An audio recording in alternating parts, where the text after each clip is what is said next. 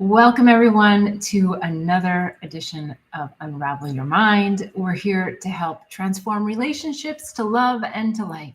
So, if you have any questions, any quandaries, anything that you'd love an answer for, I'll do my very best in channeling down from our higher selves exactly what it is that you need to hear, or that I need to hear, or that we all need to hear. So, if you have a question, chances are there's a lot of other people that do too. And so in this format, we can sort of have that one-to-one conversation with each other, but on a one-to-many platform. So it's exciting. And I can't wait to get into today's questions because there's some juicy ones that were pre-submitted. And please, by all means, if you're on with me live, type in the chat. If you're listening to replay, still type in the chat because I'll take a look at that and answer it in the following week and in upcoming shows. So please don't hesitate to give me a little note. Don't forget to subscribe, hit the bell, then you'll know exactly when we're going live. I so appreciate when people come on. It's just a lot of fun to feel your energy, and it's fun to get all your questions in between. So let's jump right in. All right, question number 1 is, I have many spiritual friends who have altars. I've not felt I needed one. What do you think? You know, it's really about the intention, right? So I also admittedly am not someone who's been big on altars. I've not been as big on rituals until recently. And the shift for me was recognizing that intention really speaks volumes when we set aside a space in our home for an altar, or when we set aside time to do a ritual and to work with the spirit realms. We know everything is energy, so why not work with it in a conscious, intentional way? I make the mini mantra word bar necklaces. You can find them at bethbell.me. It's all about having a mantra and about infusing your intention into it. So if we believe that we can set intentions, we can do affirmations, we can say mantras, and that we believe that those shift our energy, which they do, then altars can bring a really powerful place for us to quickly quiet our minds. So it sets a spot in our home where we know when we go there, it's a safe, sacred space where we can really just sit with oneness. We can sit with the creator. We can sit with our higher self. We can sit with the other dimensions. We can sit and get guidance, right? Who doesn't want guidance right now? So I would highly suggest that you look into an altar if you feel called. If you don't do it just to say you have one. It doesn't work that way. It's all about the intention. So it's the intention behind it that matters in everything that you do in life. So super important to think more consciously about how we're moving through and navigating the times, especially now more than ever. All right, let's go to the next question. Number 2, it feels like sexual intimacy with oneself has been labeled as bad. Why do you think this label exists for something that brings pleasure? Or is it bad in some way? Well, I think I might say a little bit differently, that I think having sex with yourself is amazing. And I think that everyone should understand how to experience themselves, experience their sexual energy, experience themselves in their physical body, experience the release that happens, experience the second chakra energy, experience the connection to source that happens. You know, if you don't believe in energy or you think all of this stuff is like, oh, believe it, because if you can explain to me exactly what's happening with an orgasm, then you can also explain to me what's happening when we connect into energy at a higher source, because that is what's happening, is you're connecting and you're releasing to energy within your body that's also connected to a higher source. Now, sometimes it gets misused, no doubt. We're not talking about that.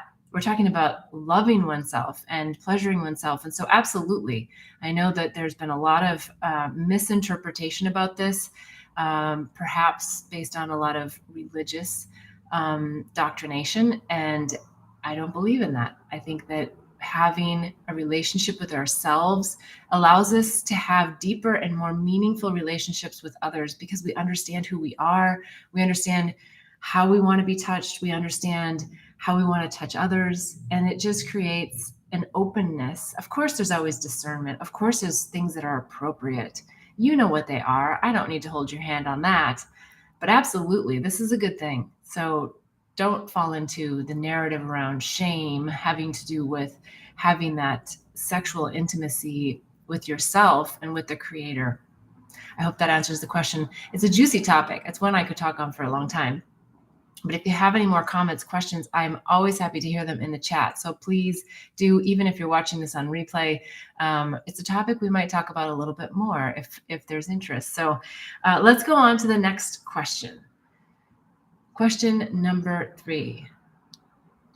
Oh, actually, this was a note to myself that if I didn't get into this, I wanted to make sure that I talked about believing in the unseen and that orgasm is our teacher.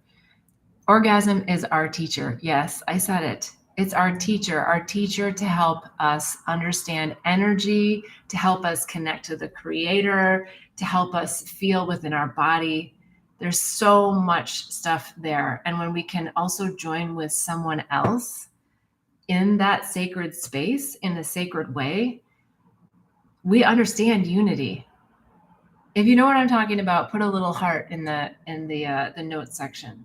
If you don't know what I'm talking about, put a little question mark, and then I'll know to cover more of this in future episodes.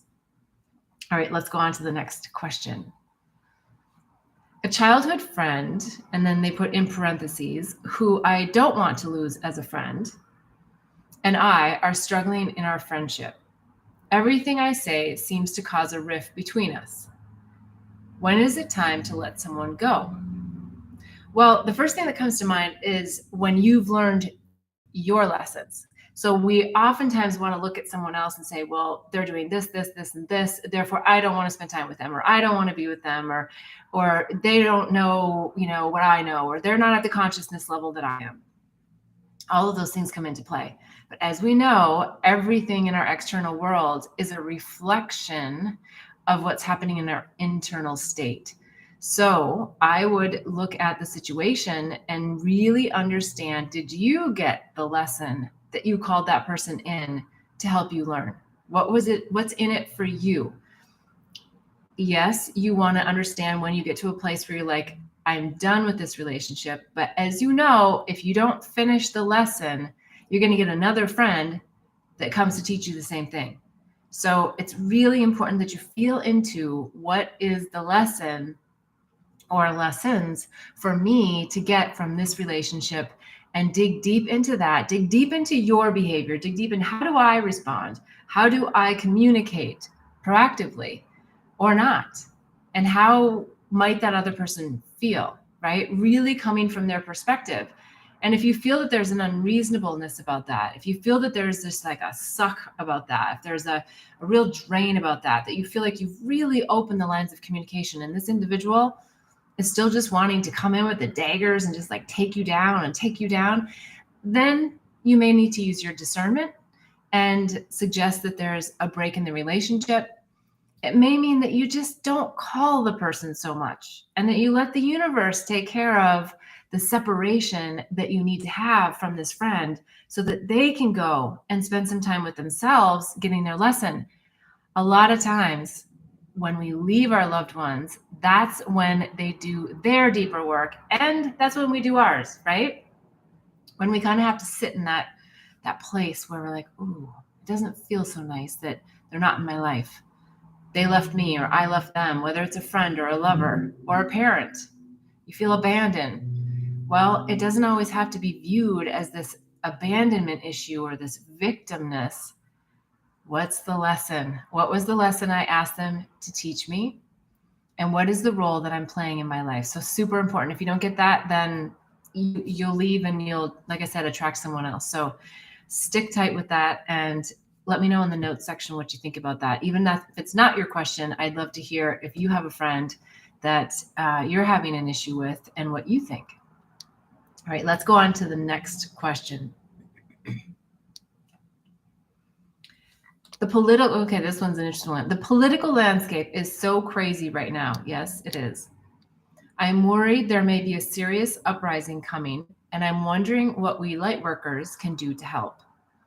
Well, I just would take out one word and say, let's not be worried as light workers, because the vibration of worry is very similar, I believe, to fear. I was looking over thinking that I had the book about power versus force, where we look at the vibrational levels of different words. And we can say it's semantics, but it's really important. It's really important to understand that if we worry about something, it does impact us negatively. It does pull on us, and it doesn't help anybody or anything, actually.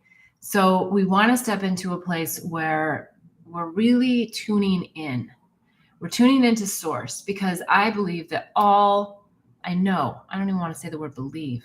I know that all political narratives are distractors.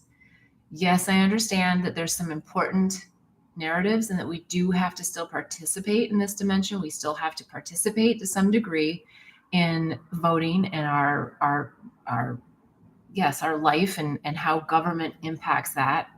But what I'm suggesting is that you not get so caught up in the rabbit holes around political narratives, around political parties even.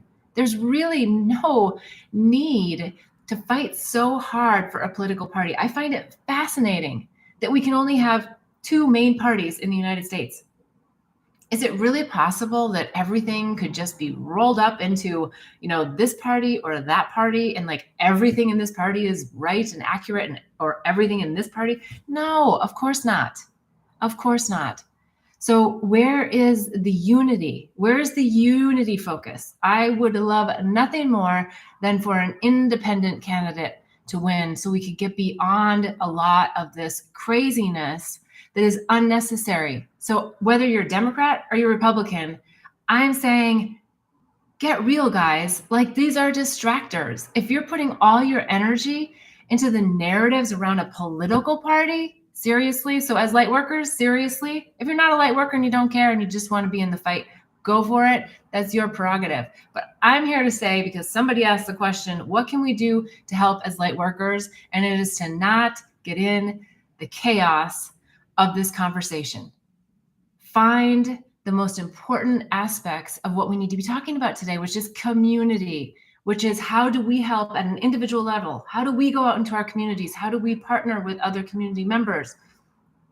How do we help our children? If we don't have children, how do we help other people's children? How do we step in? How do we lean in? How do we know when to step out? What do you talk about? When you're at a party or you're out with people, what are you talking about? It's that basic stuff. Like, what are you talking about? Because if you're talking about shit, then you're just contributing to the landmine that's out there. It brings up a topic, actually, that there's a guy in Maui, and I don't know how I got his videos. There must be some algorithm that put me in this. And then I watched one, and of course now I'm getting them all. And he's doing a bunch of lives around trying to expose some of the things that are happening in Maui. I commend him for wanting to do some uncovering of things. However, the last video I watched, it was a live video, and it was really antagonistic towards the police that are on the ground trying to protect a particular area.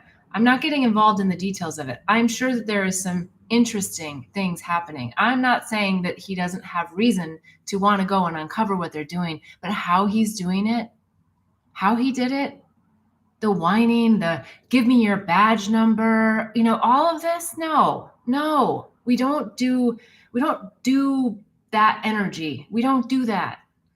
We go, we do the work, we investigate, we find out, but we don't need to be on a live and sensationalize it and bring people like into this place of, we got to find this out. It's like, yes, we got to find this out, but do it from a place of peace. I think he refers to God. I think he refers to himself as a holy man. Maybe he should ask himself the question, what would Jesus do? I'm not suggesting that in a religious sense. I'm suggesting it in an enlightened sense. What would Buddha do? What would Yogananda do? Not that. So let's just think about, how are we interacting? When we know that we're doing something for good, which I believe he is, he's trying to uncover information and why are there secrets and why is all this stuff happening? So I'm with him on that. But how he's doing it and creating and generating all of this, like I'll get you a hotel room and bring you here and help us. And okay, that's not bad, but the tonality and the, us against them, the meek will inherit the earth. And that is so important that we understand that as light workers, as we move forward with everything that is going to come. So as light workers, stay out of the fray. Stay out of all of the distractors, all of the narratives. Oh my goodness, we've been through so many distractors. We are rising up. We are rising through. Stay the course. Don't get in the quicksand. I hope that helps. I'd love to hear what you think. Please comment in the comments below. It's a narrative, a discussion that we're going to have, I'm sure, a lot as we move towards the future and with everything that there is to come. Okay, let's go to the next question. It's a little bit later. I don't know. I don't remember. Okay, question number 6. Do you think there are nefarious energies at play with the floods at Burning Man? Well, I think this is a great question. And, I feel, let me just look at this one more time as I feel into the energy. Do you think there are nefarious energies at play at Burning Man? It's about getting your survival gear out, right? So it's typically a festival. Admittedly, I've never been to Burning Man.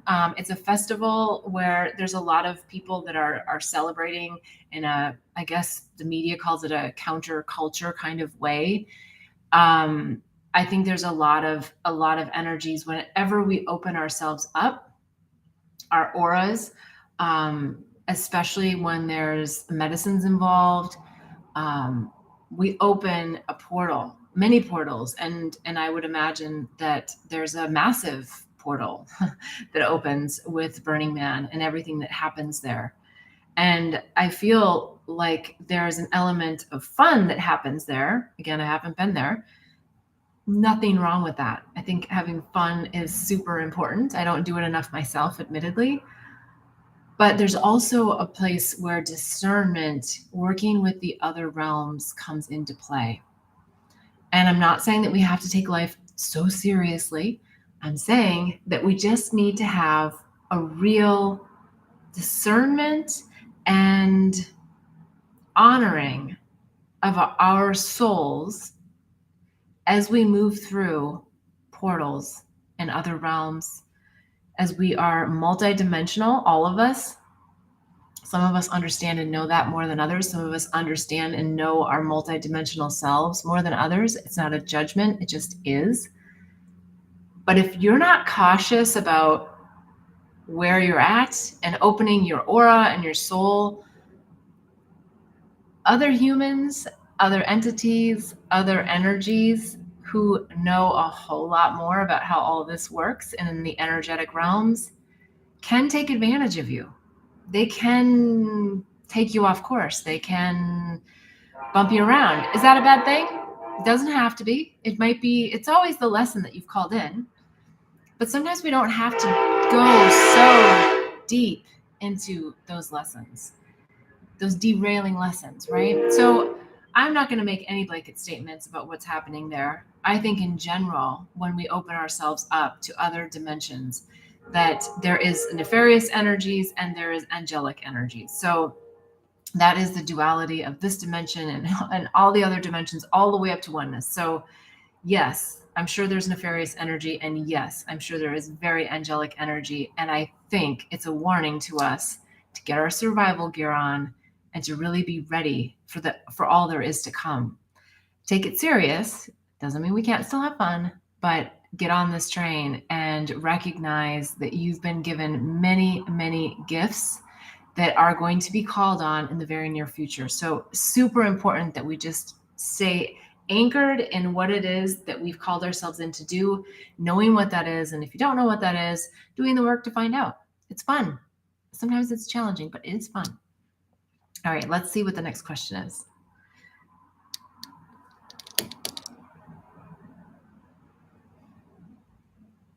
Okay. How much do you think good impacts our ability to connect to source? How much do you think good impacts our ability? I think there's a typo on that. I'm sorry. I don't know who wrote that question. How much do you think good impacts our ability to connect to source? Yeah, maybe if you're on, give me a little clarification in the chat, and then I can come back to it. Okay, are psychedelics for everyone? Actually, a new friend, a new acquaintance of mine just wrote a book that says psychedelics are for everyone. I was going to have it here, but I don't have it. I moved it away from my books here. It's a great book. I haven't finished the whole thing, but I've read much of it, and it's really an amazing book. So I would recommend it. However, I would say that psychedelics are not necessarily for everyone, because you have to be ready to change. You have to be ready to see what's in that subconscious mind. You have to be ready to embody and embrace, because you get shown some really amazing things about yourself, who you really are. And then you come back down here into this lower dimension of vibrational realm, and things get tough again. So the psychedelics, and I talk about this all the time, are not going to enlighten you. They're going to show you the North Star, and then you do the work, right? So you get the North Star, you know where you're headed, and then you're here on the ground doing the work, and you're continuing to do the work. And so not everybody's ready to do the work. Not everybody wants to do the work. Some people are here just to play the characters that they came in for, the ones that get under your skin, the ones that make you happy. So we got to let everybody do their own free will. Psychedelics can be for everyone, but not everyone is ready for them. So let's definitely not push anyone into this idea that they need to do this for their spiritual journey or for any other reason. Something that you feel really called to.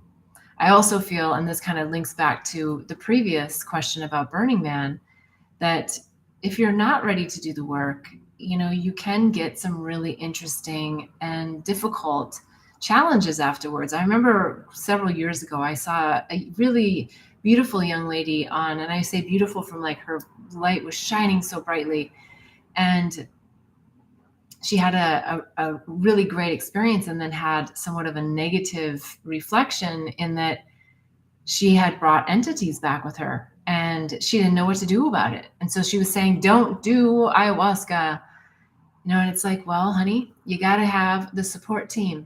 You got to know who you're sitting with, who you're going into ceremony with. You need to have an integration, accountability buddy coming out.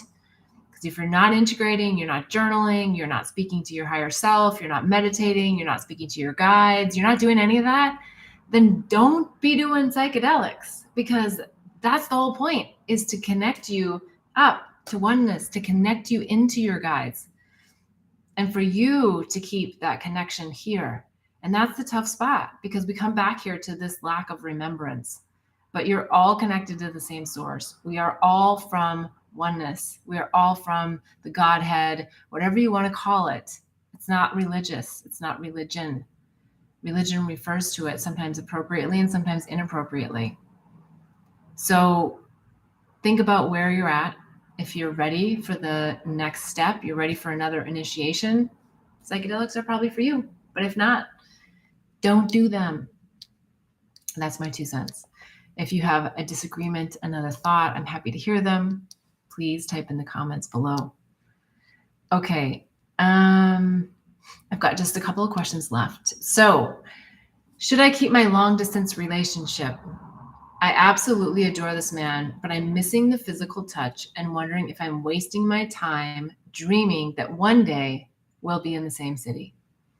Well, there's so many things here I can say. First of all, only you know, but I will add that we always fall in love with someone's potential. So note that, and use this opportunity without the physical touch to really get into their minds and understand who they are, how they think, what their belief systems are. The stuff that sometimes doesn't get talked about if you're in the romantic love chemistry and the physicalness of relationships. A lot of times when we do that, we're just like so sucked into like getting the love that we don't get the deeper conversations done. They trickle in along the way, but then once we're in that love illusion, oh man, it is so hard. It's so hard to see objectively because we have the love goggles on, which is fun. Maximize that. Maximize the love goggles. Maximize the dreaming. Maximize who that person is for you. Sometimes, just knowing that they're on the other line, available to you, that is so much support that I don't think you need to dump somebody. And I know you're not saying dump someone, but no, you can stay in it. I've had a lot of long distance relationships. I love it. You get to know somebody on a totally different level. And when the timing is right, you'll get to spend time together. Now, I would say, sorry, little nose itch there. I would say that it's also important to spend the physical time together at some point.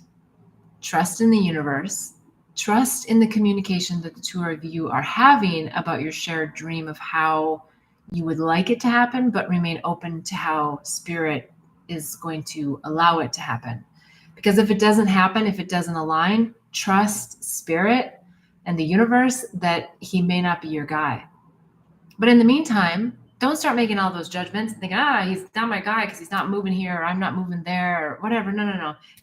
It's all just use the relationship. And I say use, but I mean that in a very deeply spiritual way, as a way to learn the lessons that you've asked this individual to come into your life for. And let's not make judgments about all of the things that we wish we had. Let's hold the dream, but let's not be unrealistic about what people show us and whether their dream is truly aligned with ours or if it just sounds good. And there is some inspired action that often needs to be taken. And if they are not at some point inspired to take action that feels right, then you can take your inspired action, which may mean that you move on to another relationship. So it feels like energetically this is still very, very healthy for you, but only you know. And that I would just really leverage the beauty of it for now and keep tuning in. The fact that you're asking the question is good. It means you're tuning in to just, what's right for me? What's right for me? And when it's not right for you and you've had those conscious conversations and you identify that it's not right for them either, then you know what to do. So kind of that simple. All right. The last thing I wanted to say is I'm actually heading to Italy and I'm super excited about that. Miss Lily has some really amazing people coming to stay with her. And I'm so excited about that because it's allowing me an opportunity to fly away and have some fun. Drink some great Italian wine, I hope. I'm not a big wine drinker these days. If you read my book, Angels, Herpes, and Psychedelics, you know that I was a big wine connoisseur. And over the last many years, haven't drank as much wine, probably because I lived in Asia for 7.5 years. And there wasn't as much availability to some of the really great wines. So, and then as I've gone through my spiritual ascension, I just feel like wine, alcohol in general, isn't really that necessary in my life, but it is certainly something that I like to partake in here and there. So it'll be fun to be in the energy of all the beautiful Italians and just how they live life. And I will learn so much from them. And I'm so excited about it. Next week, I'm actually going to try to do, I say try, because I'm not committed 100% to doing the show live. I would like to, and I will try to. It'll be later in the evening for me. So let's see. Hopefully I will. And if I don't, I will do a live at some other point in time during the week so that we can stay connected and have that conscious connection that we all so love and desire. So thank you. I appreciate you. I appreciate the questions you've submitted. I appreciate you listening. I appreciate you being here. Please don't forget to like, subscribe, share with a friend. And I'm wishing you so much bliss and so much love on this ascension journey. Have a great weekend. I love you.